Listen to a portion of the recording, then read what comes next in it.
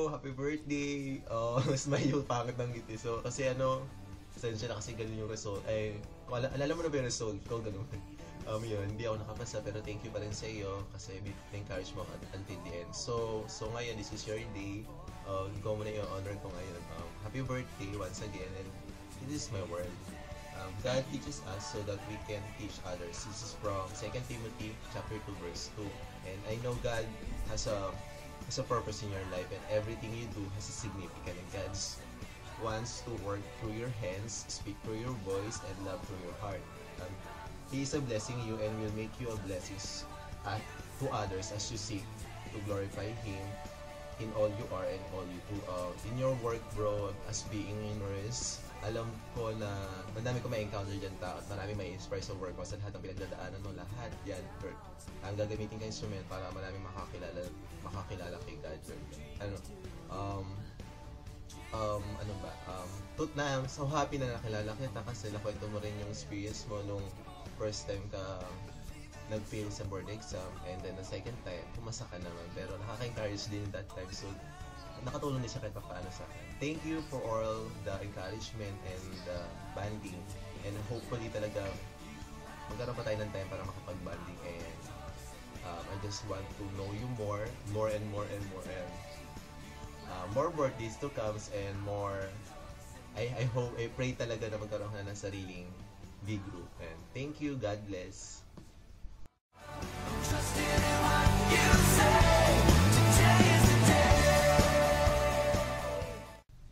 Hirap talagang magang artista, bro.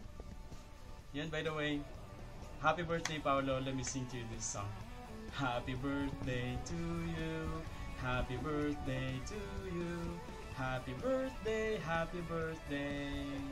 Happy birthday, Paolo. Yay! Ako lang masaya. Hindi, joke lang.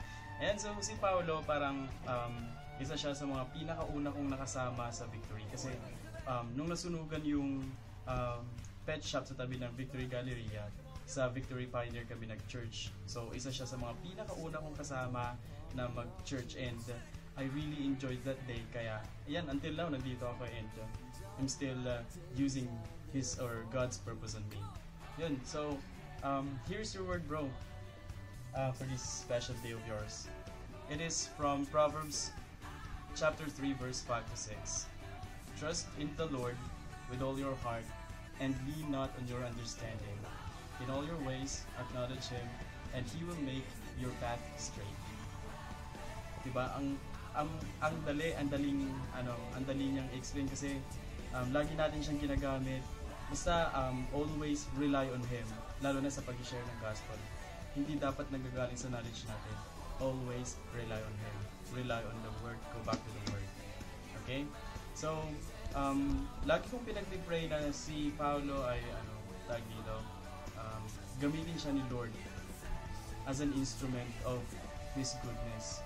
Kasi Paolo is so great. It's talagang ang lalim mo, bro, malalim kang tao, and I know God has a lot of plan for you.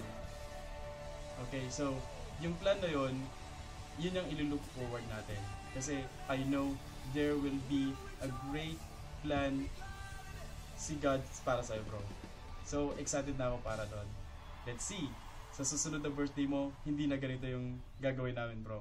Mas bongga pa. Again, happy birthday, Paolo. Happy birthday, bro.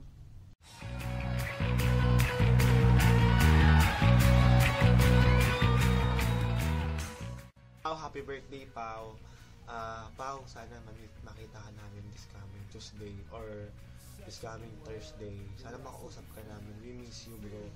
I know this time medyo busy sa work, pero naiintindihan ka namin, bro. We just simply miss you. Sana makita ka namin. Continue serving the Lord, bro. Continue growing in your faith. Patibayin yung foundation natin, di ba? I know na God give you a great heart, a heart that seeks Him. I just pray na ma-continue mo yung devotion mo with Him, spend time with Him. Binigyan tayo ni God ng 24 hours, and just simply 30 minutes or 1 hour of your day, just spend with Him and talk with Him. Our God really miss you, bro. Our God really loves you, and He loves you more than anyone can do. And since this is your birthday, I just want to share you a simple verse from Isaiah 42 verse 6. It is said that Paulo, I, the Lord, have called you in righteousness. Paulo, I will take hold of your hand. Paulo, I will keep you, and I will make you to be a covenant for the people and light for the Gentiles, to open eyes that are blind, to free captives from prison, and to release from the dungeons those who sit in darkness. You will serve as a light, bro, to those people who need God in their life. Especially, bro, you will be a great testimony to your family and to your office mate and to your friends, bro. And you will let them see how great our God is. You, by your life, bro, they will see that our God is a great God, that our God is a living God.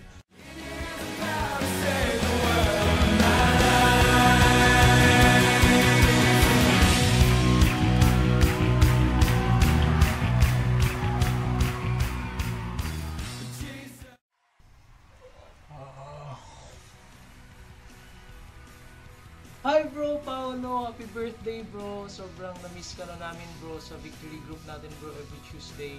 And hopefully bro, by this coming days bro, makasama ka na namin bro. And this special day of yours bro. And I just want you to know bro that I'm so much blessed with your life bro. I'm so much happy to meet you bro. The moment you shared with me your stories bro, sobrang nakaka-amaze bro, nakaka-bless, nakaka-encourage bro on how God really works in your life bro. And I just want to share with you bro a verse bro, or your word bro, from the book of Zephaniah chapter 3 verse 17 bro. It says here, the Lord your God is with you, He is mighty to save, He will take great delight in you, He will quiet you with His love, He will rejoice over you with singing. Bro, I just want you to remember all the time bro, that no matter what happens, God is always with you bro, and He will take great delight in you bro. Ibig sabihin bro, He will always be proud of you bro as His son. And trials may come bro, difficulties may come, crisis may come bro, that's alright bro. We know that the Christian way of life is not the perfect one, but just continue to be firm in faith and continue to hope and know that God will always quiet you with His love. Ibig sabihin bro, the Lord, our God, has the greatest love for you bro. And just want to pray for you bro. Lord God, I thank you for the life of my brother, Paolo.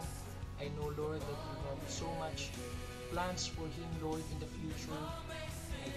I ask you Lord to continue to bless him, continue to use him, continue to make him your instrument, Lord, to continue to reach out to his family, to his friends, to his workmates, relatives, and to all the people around him, Lord. I just ask you, Lord, to continue to bless him abundantly, Lord, continue to keep him, Lord, continue to make your face shine upon him and be gracious to him, continue to turn your face, Lord, to him and give him peace. I pray this, Lord, in Jesus' name, our Lord and Savior. Amen and amen. Yes, bro! Happy birthday! The whole I sing, the whole